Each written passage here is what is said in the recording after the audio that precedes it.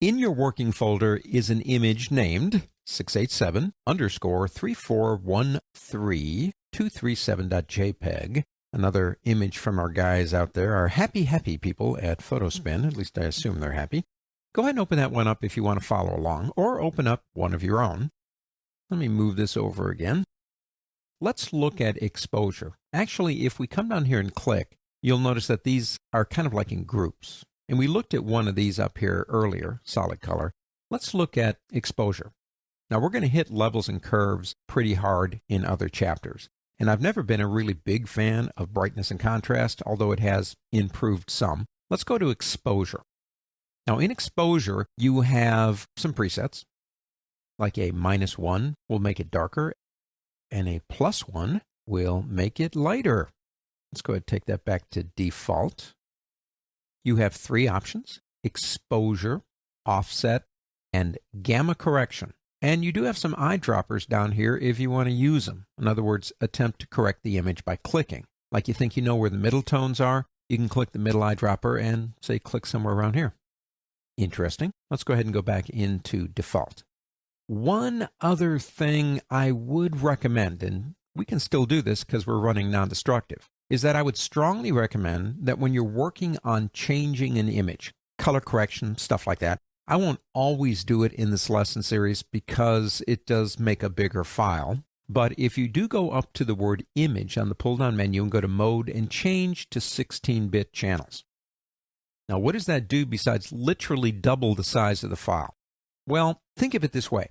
When you're changing an image, whether it's color or you're going into levels for exposure, whatever, you're stretching the material that you have.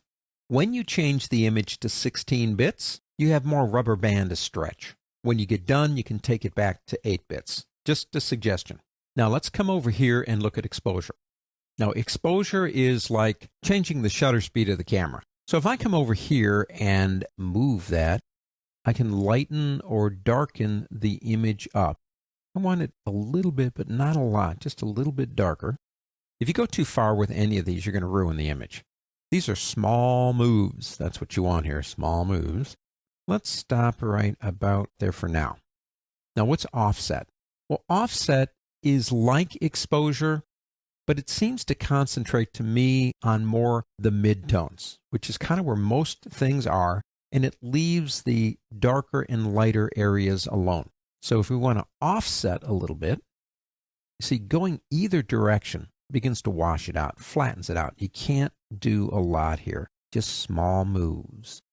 Anytime that we've done this, if we want to see what it looks like before and after, you can click this button right here, before and after.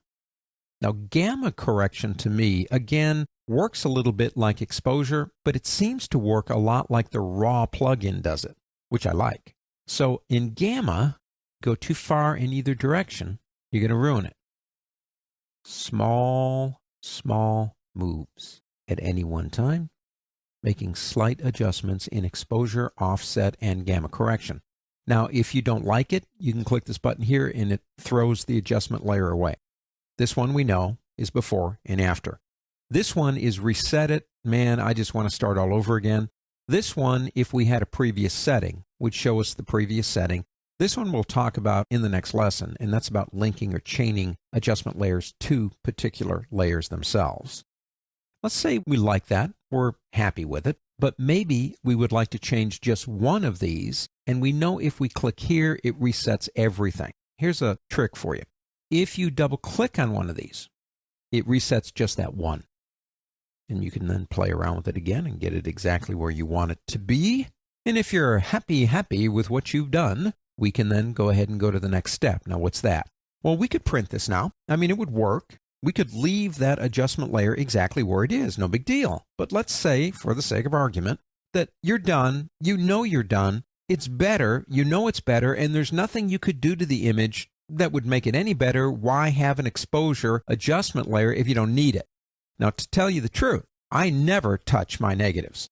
If I'm going to do what I'm about to show you I'm going to do, I would have the original image in another file somewhere. I would never do this to the original, but if we're ready to go with this one, we could go up here to this little button in layers right there and go down to, doesn't matter which one of these we choose, but if we flatten the image, Basically, what we have done is we have locked ourselves in.